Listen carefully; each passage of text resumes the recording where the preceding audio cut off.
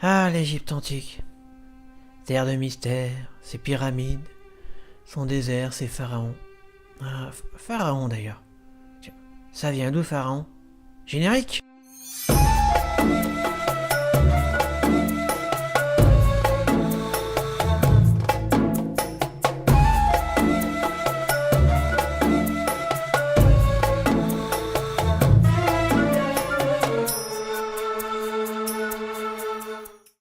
Bonjour YouTube et bienvenue dans cette première émission consacrée à l'Égypte antique. Je suis Im le Scribe et je vais tenter de vous expliquer pourquoi les rois d'Égypte s'appelaient pharaons.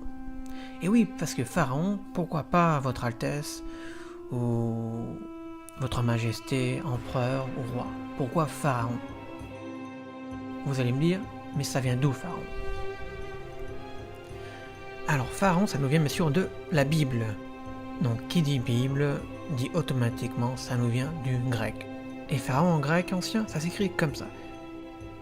Et voici la version latine, et un petit bonus, la version hébreu.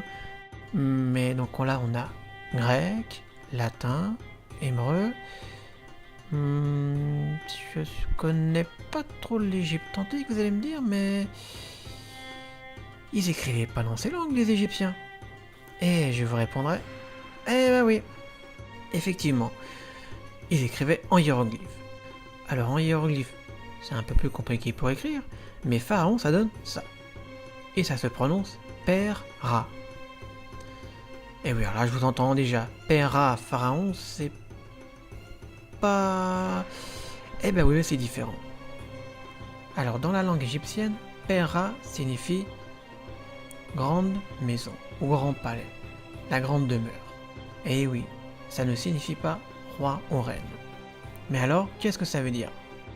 Pera qui signifie la grande demeure, qui désigne, on va dire, l'Élysée ou la Maison Blanche, le lieu où était Pharaon, donc la grande demeure. Et ben le Pharaon, il avait plusieurs noms. Eh oui, avec l'Égypte antique, c'est souvent comme ça. Pourquoi faire simple quand on peut faire compliqué? C'est à partir du Moyen Empire, vers les 11e et 12e dynasties, que ces titulatures royales qui désigne donc le roi d'Égypte, le souverain d'Égypte, composé de 5 noms, s'est formé. Et oui, le terme pharaon n'a jamais vraiment été utilisé pour désigner le souverain d'Égypte. Il ne fut toutefois vraiment utilisé qu'à partir du 1er millénaire avant Jésus-Christ. Donc cette titulature, composée de 5 grands noms, était composée du nom d'Horus, qui identifiait le roi au dieu Phocon, le nom de Nepti, qui veut dire les deux maîtresses, le nom d'Horus d'or, le 4e nom était le prénom ou le nom d'intronisation, on va dire, du pharaon, enfin du souverain d'Égypte, qui était précédé de la mention roi de Haute et de Basse Égypte, et le dernier nom enfin, qui était le nom de naissance, qui était introduit par le titre fils de Ré. Alors dans une autre vidéo, j'expliquerai plus en détail ces titulatures, mais disons que pour faire simple, grosso modo, ces titres qui symbolisent le souverain d'Égypte sont à peu près l'équivalent des Pompée, César et Auguste sous l'Empire romain. Mais bien sûr en version égyptienne. Alors pourquoi Pera? Qu'est-ce qui a fait qu'à un moment donné les Égyptiens ont appelé Pharaon Pharaon? Ou du moins Pera? Et bah là on a plusieurs théories parce que avec l'Égypte antique on ne peut pas être sûr à 100%. Mais c'est à partir de la 18e dynastie que ce titre ou cette fonction de Pera a évolué. De grande demeure, il est passé pour désigner la fonction de pharaon. Alors qui a été le premier roi égyptien à porter ce titre de pharaon dans le sens chef, vous allez me dire? Et là, les égyptologues ont plusieurs théories. On pense notamment que le premier pharaon a été Toutmosis III. Mais en fait, il détenait ce titre de son prédécesseur Hatshepsut, qui était une femme. Donc grosso modo, la première pharaon était une pharaon.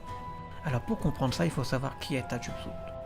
Fille de Toutmosis Ier, mariée à Toutmosis II, et à la mort de ce dernier, Hatshepsut, elle va pas se contenter de faire la régence. Elle va tout simplement prendre le pouvoir et le garder. De nombreux égyptologues pensent qu'en fait les scribes de l'époque ont inventé ce nouveau terme pour désigner le chef de l'État égyptien, qui n'était plus un homme, mais une femme. Car ce qui est important avec Hatshepsut, c'est que Pharaon, comme dans la Bible, désigne non pas une personne particulière, comme on pourrait appeler César, Pompée ou Akhenaton, mais tout simplement une fonction, le pharaon, comme le président des États-Unis ou l'empereur romain.